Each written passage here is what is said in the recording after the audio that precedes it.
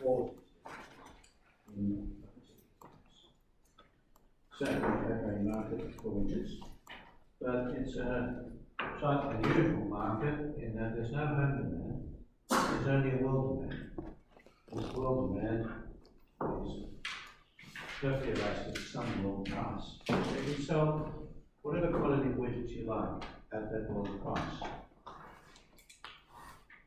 Here's the supply curve, and we suppose the industry is competitive.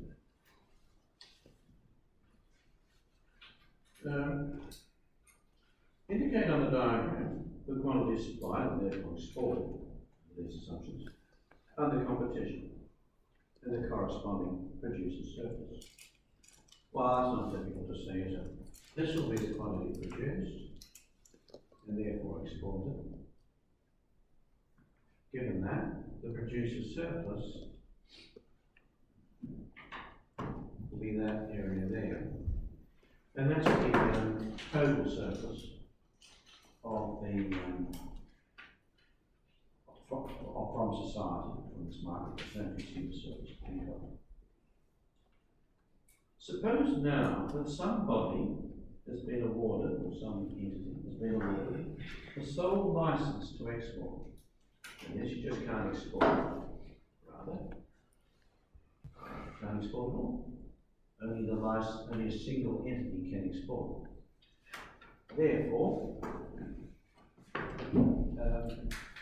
all the producers must sell to this license holder, who then sells on to the rest of the world. So the question really becomes, how much is this license holder going to buy from local producers to then sell on for the rest of the world? Well, when they think about this problem, they think, well, the more I buy, the higher the price I pay, don't I? If I bought only this one unit, that would be the price. As I buy more, the price goes up and up, doesn't it? So, in order to decide how much price, how much I want to buy, I look at, we've done this before, the marginal expense curve. So that's the marginal expense curve, indicating the cost of an extra unit. Lying to the fact that when you buy an extra unit, you raise the price. And therefore increase the price you pay on all units. And what our renting does is what our license holder does is they buy until the marginal expense of an extra unit just equals the marginal revenue of an extra unit. What is the marginal revenue of an extra unit? Oh, it's just that. And the demand is perfectly elastic. Price is just given. So the quantity, extra amount, revenue you get from an extra unit is always that price. So, in summary, our license holder decides to purchase that amount. Okay. And pay that amount to producers. They're paying that amount because they're selling at that price, so they're making that margin on every dollar, on every unit out there. So we can say that that is their surplus.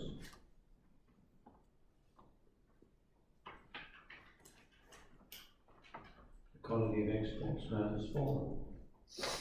The price paid to producers has fallen.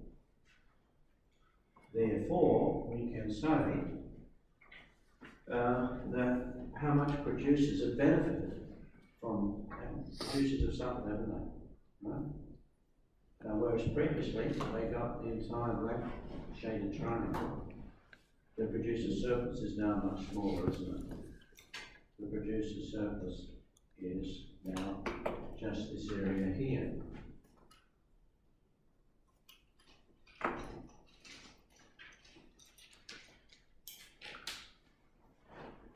Now, so a rent has appeared, if you like, a surplus. Blue triangle. The producer surplus has contracted.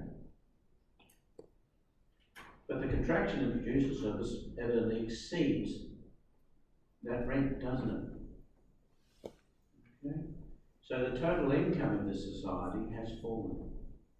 The total income social surplus of the society has fallen. It's fallen by this amount here, which I'm now putting in solid. And that's the hard worker triangle. Okay? And that's the classic measure, that would be the classic measure of the negative impact of this policy. Not so much the reduction in exports, and there has been in exports, but the reduction in income to society, and you can measure out there as the hard value triangle. Any questions about that? Okay, the sort of, if we turn to so much for standard theory, let's now turn to red setting.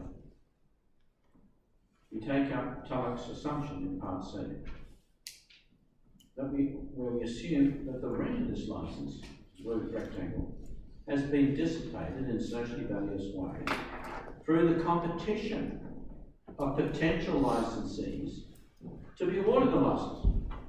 So here we're taking up the key notion that the license isn't just tossed to somebody, rather it's awarded to the person who spends the most in lobbying for that license. I call that the biggest spender lobbying. So Bob spends $1 million and Ted spends $2 million. Ted's going to get the license. Okay.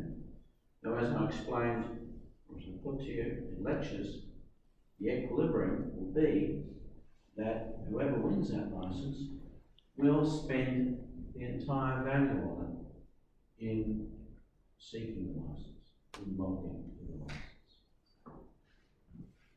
So that's not actually the net income of the licensee. Their net income is zero, because they anticipate the entirety of that income in the quest, in the competition for the license. If we also suppose that lobbying is a diversion, every dollar of lobbying is a diversion from some socially useful activity. So instead of talking to politicians and be doing something useful, every dollar of lobbying is a diversion. Every dollar of lobbying is a social cost, if I can put it that way. We can say that there is a social cost equal to that entire rectangle. So if we want to get the total social cost, we add to the Harburger triangle the Tulloch rectangle. Okay, if we want to get to the total social cost of this license, we should add to the Harburger triangle the Tulloch rectangle. And so it's those two things together, the blue rectangle and the black triangle, which under rent seeking is the total cost.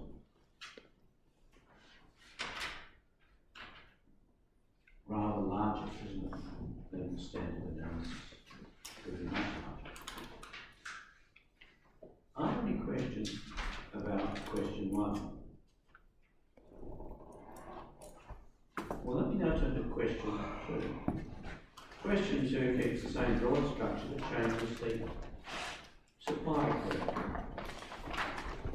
But home supply of the exportable goods is now supposed to be perfectly elastic in some given quantity. In other words, its marginal cost is 0 under that quantity, and then it becomes infinite. Supply, demand is just a little price, quantity, price. We want to now rehearse our previous question under these assumptions about supply.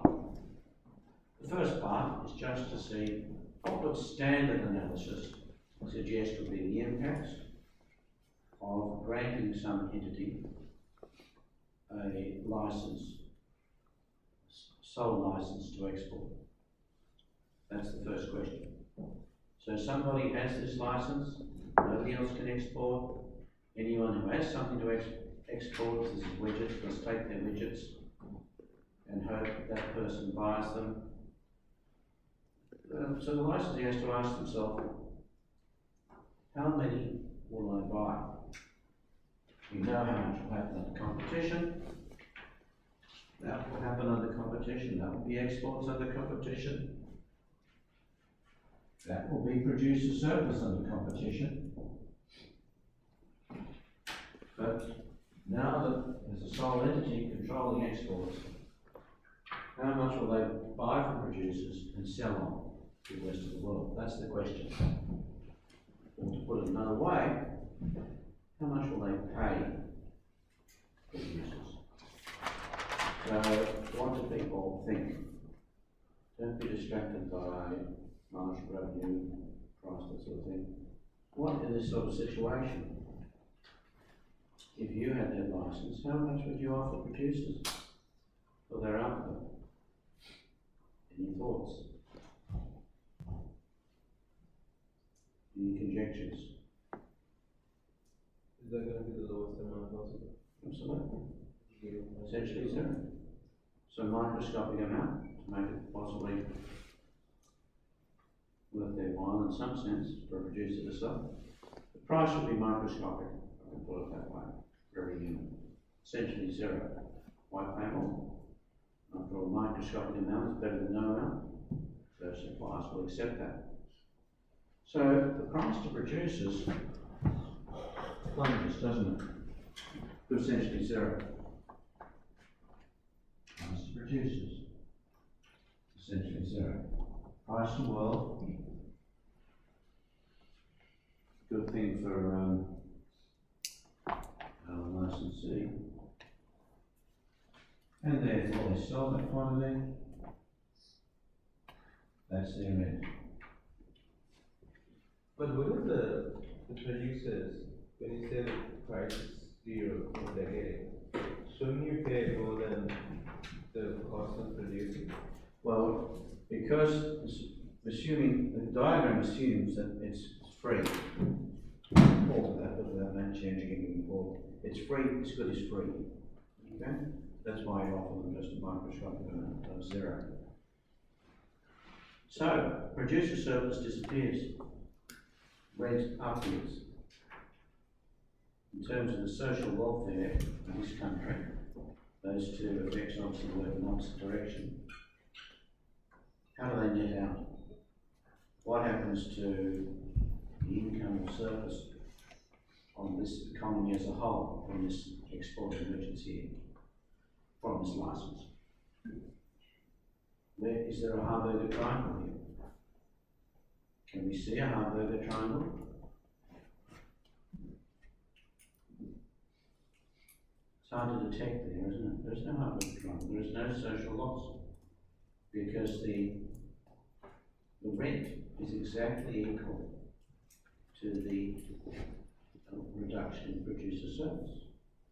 Essentially, the licensee has just expropriated producer surplus and taken it for himself. So, however acutely unjust this is to producers, which doubts it is, in terms of that metric, social surplus, it is not important. And connected with that, production is not full. So, and that thus speaks standard welfare analysis. We get a familiar thing from standard welfare analysis. Distortions become innocuous. Seem to become innocuous with perfectly inelastic supply. Innocuous in terms of their impact on social welfare.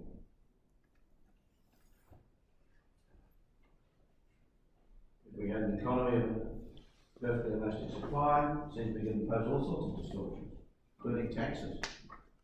It would not redistribute surplus, but it would not, which is important, obviously, but it would not produce total surplus. An economy, perfect elastic supplies, is a kind of innocuous terrain for distortions to run about in. no damage will be done. So speaks standard welfare analysis. Let's now insert in public choice rent seeking type analysis. Let's now think, well, what would happen to the public choice type rent seeking? What impact would it have on welfare? Well, first, in terms of pure economics, it's exactly the same. But now we have to acknowledge that that licensee wasn't just awarded that license, they spent resources to obtain it. Indeed, under the biggest spending modelling, they had to spend the entire rent on lobbying. They had to spend the entire rent on lobbying.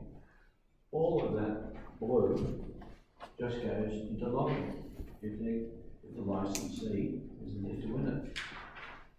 Furthermore, if we assume lobbying is just socially wasteful diversion from socially useful activity, we can conclude that the Tulloch rectangle, the measure of social waste, is equal to, that Tulloch rectangle is the measure of social waste, like the dead weight loss. So suddenly, from the dead weight loss being non-existent in this terrain, it becomes, well, rather overwhelming, doesn't it? Large. So large that the society receives no social benefit from the existence of this market at all. The market for widgets might have well have just been prohibited in terms of what it gives to society. We had no such drastic conclusion over here. Yes, there was a dead weight loss, but there was still a benefit to society.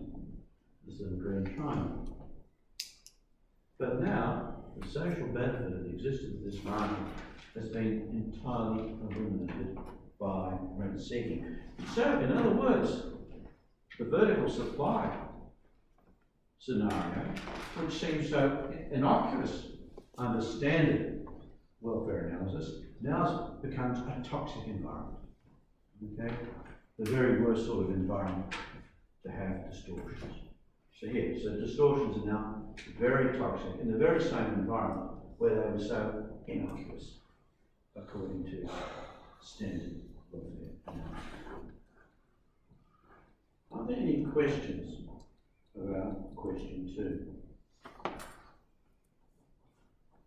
Well, let me now go on to question 3. Let's go back to the assumption of question 2. Namely, that the elasticity supply is not zero, it's positive. Fine.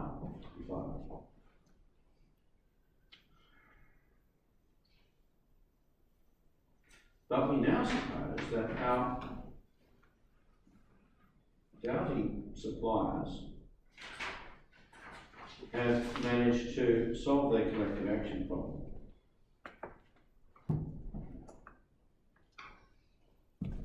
That's the best way of thinking about it.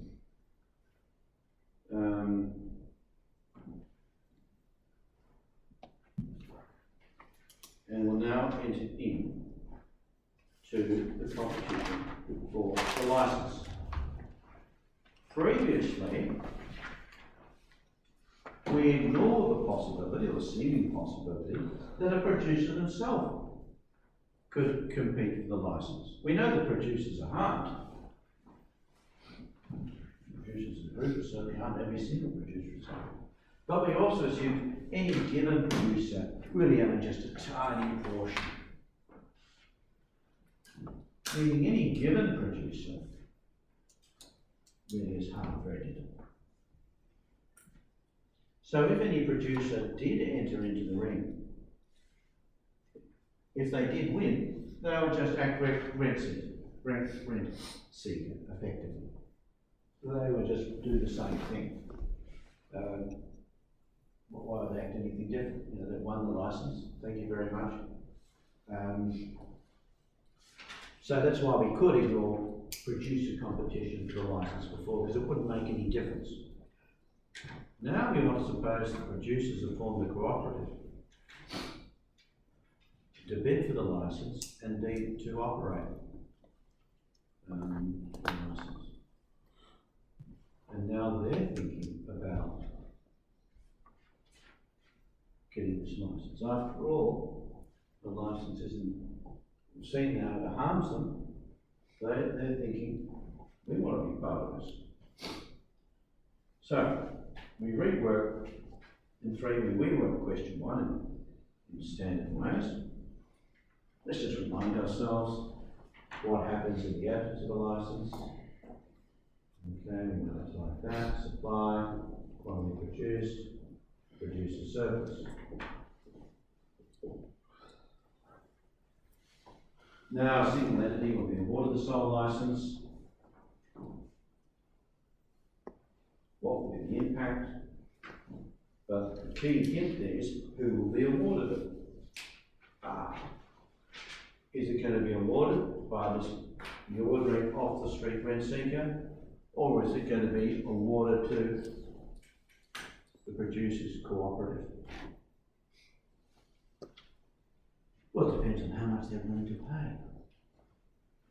Well, how much is the ordinary rent seeker willing to pay? Well, we know what they're willing to pay. We've already figured that out. They're willing to pay. Let's put up marginal expenditure. They're willing to pay that amount, aren't they? That's what they're willing to pay. What about this producer cooperative? Well, they're willing to pay, no more than, but they're willing to pay up to the amount which is their benefit from winning rather than not winning the licence. If you like, they're willing to pay the difference between their income when they get the licence and their income when they don't get the licence. You know, that's what they're willing to pay. So we're left with the question, what's the difference between their income when they get the licence and the income if they don't get the licence? Well, we know what the income is if they get their licence. And we know what the income is if they don't get their licence. It's just a little triangle down here, isn't it? Therefore, what they're willing to pay is the difference. That's what they are willing, that's what the producers cooperative is willing to pay for the licence. Because that red area is their benefit from having the licence. Of course, just to repeat, if they were to win the licence, they just throw it away. They're not going to impose any restriction on themselves. If they were to win the licence, they throw away the licence, they produce that amount, and they get that black triangle of income which exceeds the little triangle by that red amount. Now, the key observation is that the red exceeds the green. The producers cooperative has a greater willingness to pay for this licence than the off-the-street rent seeker. So the producers cooperative will win the licence. And having won it, as I suggested a moment ago, they just throw it away. Thank you very much. Producers just produce as much as they like. That would be the best for producers in this situation. Price is given. Oh, so do we have a kind of taming of rent seeking here? If we allow for producers to go for that licence, it seems so, doesn't it? And it seems we're just back to a competitive outcome. And if we're back to a competitive outcome, well, there's no social loss, is there? No. It's a wrong inference. There is a social loss. Because the producers cooperative didn't get the licence for free. They only got it by outspending the off-the-street rent seeker, or more exactly, by spending more than the off-the-street rent seeker. And how much is the off-the-street rent seeker willing to spend? Well, of course, it is that green rectangle. So that green rectangle, which originally appeared as the rent of the off-the-street rent seeker, now becomes the amount which producers pay in lobbying. It now becomes the lobby spend of the producers' cooperative. You can think of it as a defensive spend. Okay? They've got to get that license, because otherwise, if they don't get it, they'll be, crushed. So how do they get it? Well, they have to lobby for it. And they have to out-lobby their rivals. That's how much they spend. And if we make the assumption that all lobbying is just a diversion from otherwise welfare activity, that becomes social cost. So here again we see a contrast between the rent-seeking analysis of social cost and the standard analysis. The standard analysis would say, oh, there's no Harvard triangle here. Output corresponds to competitive output. Rent seeker says, yeah, sure, there's no Harvard triangle, but there's a tonic rectangle. Okay? There's a tonic rectangle equal to this area. So again, we see a difference between what standard and rent-seeking analysis says of the welfare impacts of distortions. And again, it's a more gloomy inference, isn't it? The news is worse than what standard analysis suggested. Are there any questions about question 3? Well, let's now go to question 4, which in some ways is an ambitious question.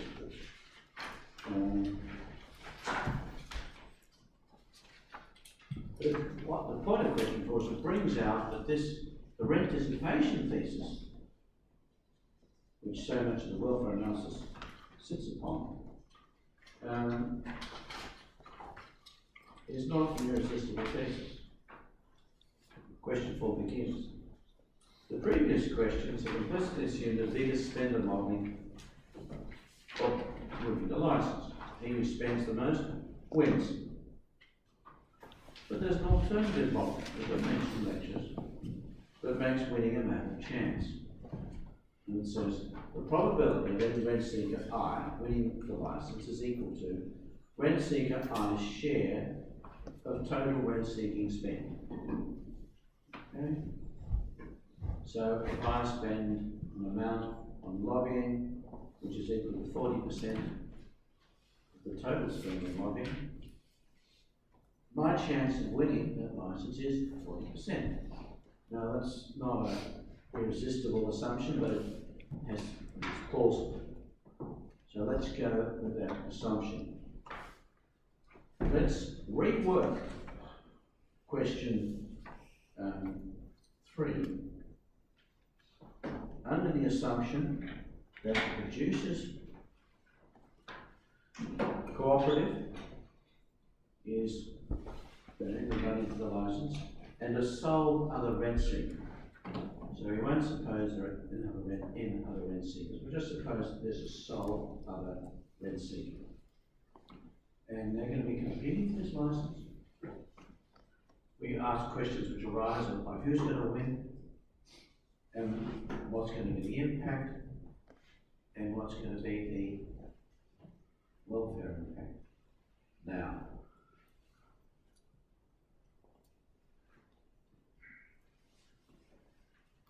to answer those questions, we begin by stating the two maximisation problems of each of our protagonists. The producers cooperative and the sole ordinary rent seeker. The producer's decision is how much to spend. We're going to call that lobby spend rho.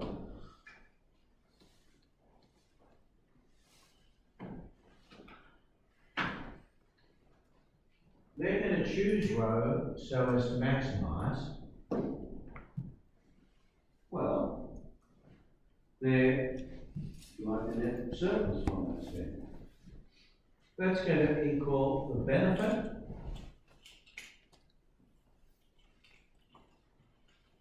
from winning. Oh, let's just remind ourselves of the benefit from winning, remember?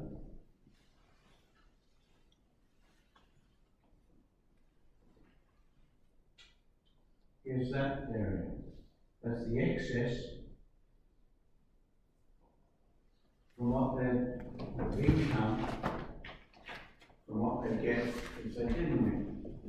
So that's fine. Of course, we have to multiply that by probability of winning.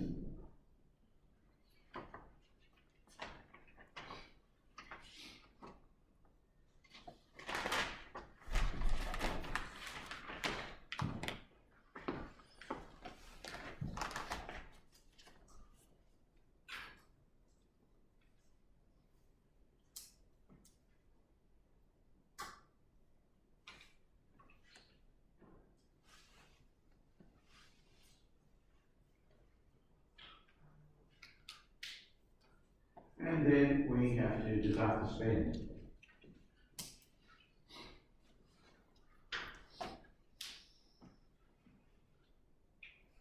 Now the rent seeker has a corresponding problem. Their spend on logging, I'm going to call lowercase r. Their rent, I'll just call r. That's the amount of income they will get if they did win the license.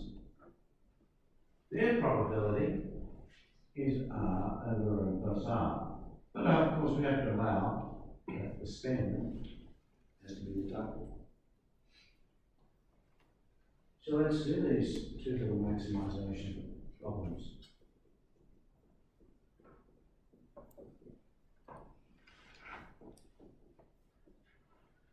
Denominator minus the derivative of the numerator minus the numerator minus the derivative of the denominator over the denominator squared minus, brackets, minus 1 is equal to 0. So we're finding the maximum there, aren't we? And it's not difficult to see that what that implies is I, R, over the rho plus squared is equal to 1. Now you can see these two maximisation problems are quite symmetrical. Okay? So without further ado, we can say that the maximisation of this with respect to R is going to imply, symmetrical, R over rho over R plus rho squared is equal to 1. So, okay, we're on the way to solving this problem. And we can immediately learn something by taking the two ratios. We're taking the ratio of these two things.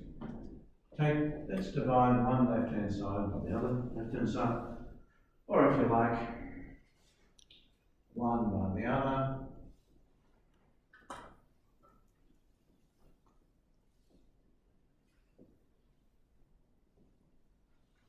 So we've inferred the relativity of the spends.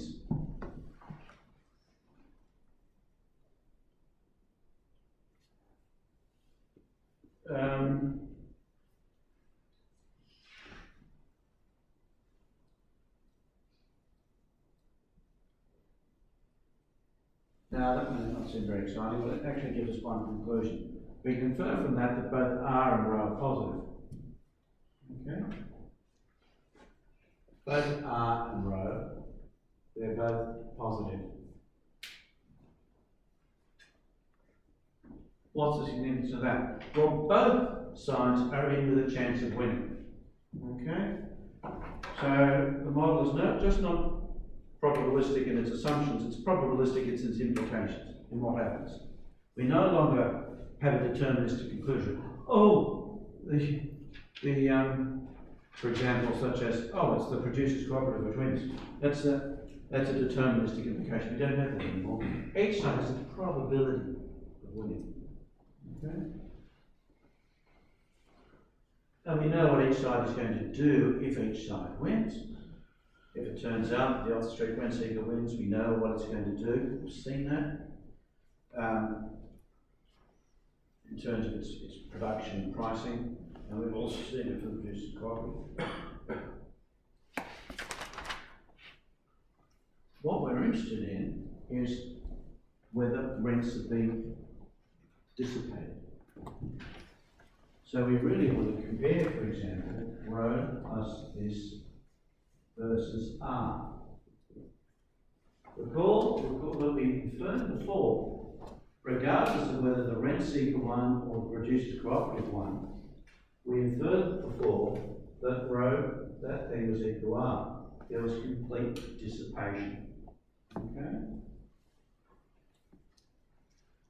Now we want to look at this and see, is there complete dissipation? Now the answer involves a certain amount of jigging about, but I don't see why we can't do it. We'll begin by observing that ratio, which I drew your attention to a moment ago,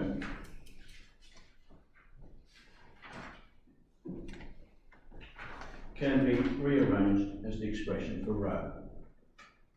So why don't we just take this expression and write it as a rho is equal to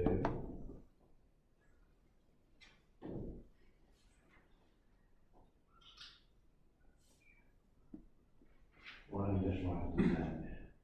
Okay. How does that help us? Well, in fact, it allows us to immediately infer, I might say, what R is, because we can substitute that back in there, can't we? So we can say pi outside of R, outside of R pi plus R squared is equal to 1. Okay? And we can write that out as pi R outside of R squared, pi plus 1 squared is equal to 1. And we can write that out as pi is equal to 1 over R over pi plus 1 squared. And so we have an expression for R.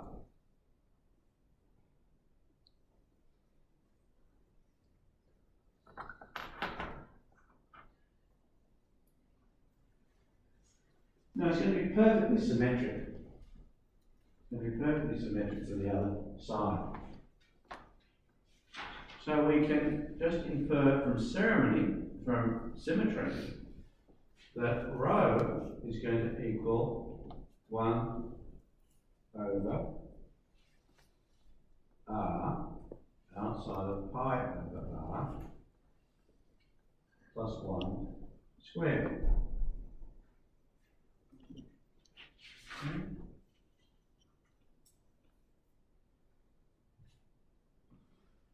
Okay.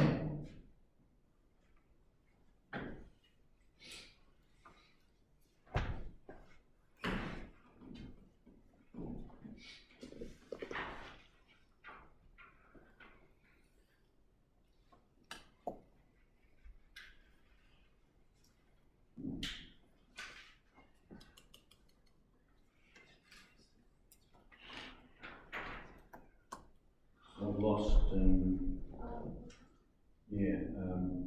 what I've done is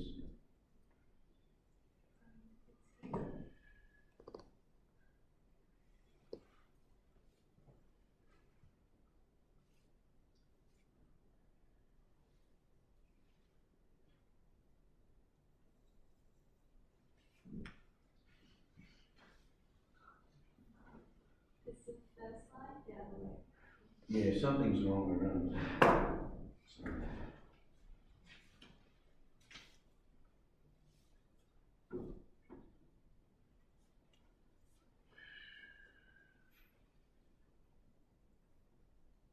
the first line dividing the two. Oh, The square thing is up on the top. well, come out here and show me.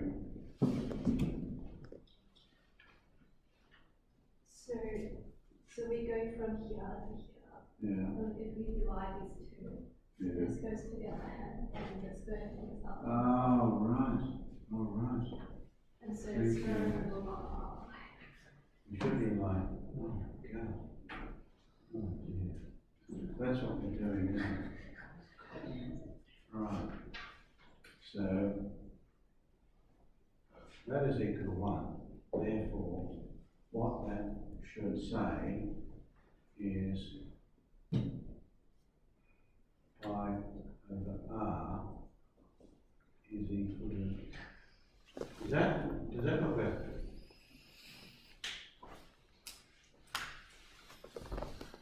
It looks better to me.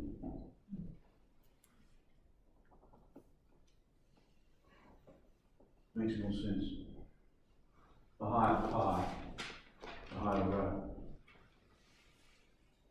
Alright, so given that, yes, we want this. That's correct. Got that right. Now we have to take that and substitute that in there. And we make that pi over r. And we make that pi over r plus 1.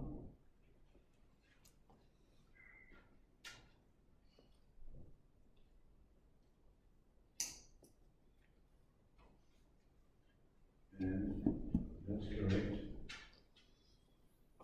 And therefore, to get the symmetry right, so it's pi over r.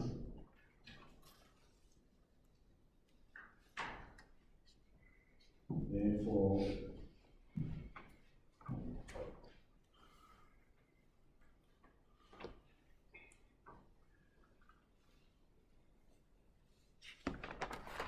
that's correct. Therefore, we should have written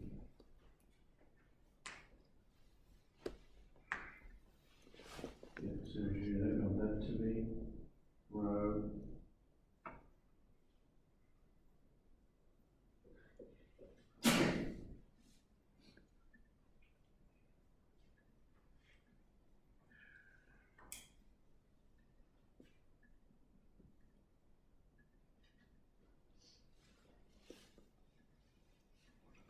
What?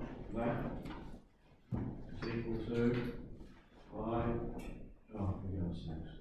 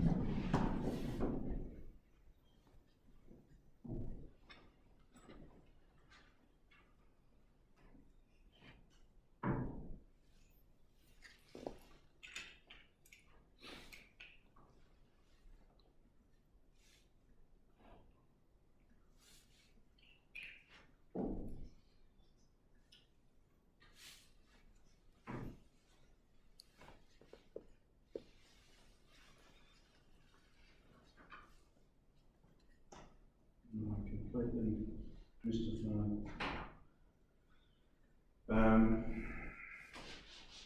Where it's going on. I'm going for time, I've almost run out of time, just give it a minute more. Thank you for your corrections. Is there any other corrections people can see? It seems to me that that follows.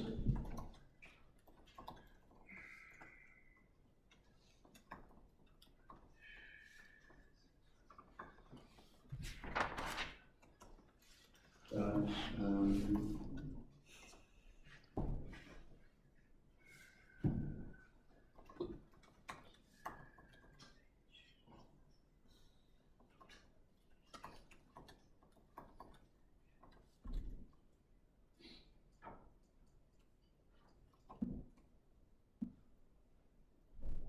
Well, what my contention is clearly going to be, if this is correct, it doesn't look right to me.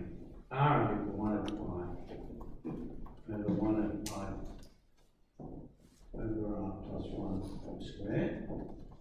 By symmetry, rho is equal to 1 over r over 1 over r over pi plus 1 squared.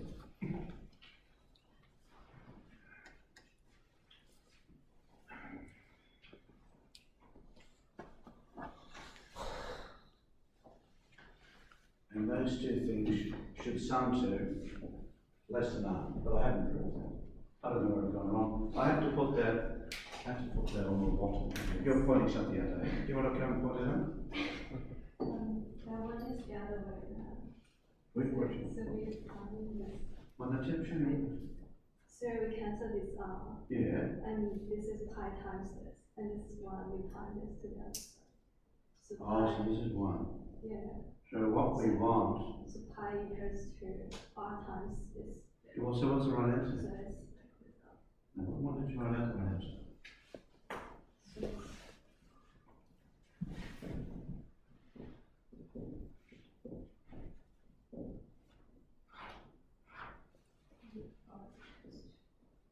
No, hang on, what did you say then? Excuse me. Sorry, I just got so people can see. Folks. Oh, you've multiplied this up this side, yeah, and then you've cancelled. Oh, okay, that's a good inference. yeah. And Okay. r is pi over this, so that pi should be, that should be pi instead of. It is pi. No, that's the same thing. No, I'm sorry, I've lost it here. Sorry about that. We'll put it on to the waddle, but the point is, get the takeaway, rents are not exhausted. Okay, that's the takeaway. Rents are not exhausted. Thank you for your help. So that's just a little reminder, rents are not dissipated. The dissipation theorem just rests on very particular assumptions. Make plausible assumptions and you get different answers. Okay, sorry about that. As I said, I put it on the wall. Figure it out. Otherwise, I'll see 8091 in a few minutes.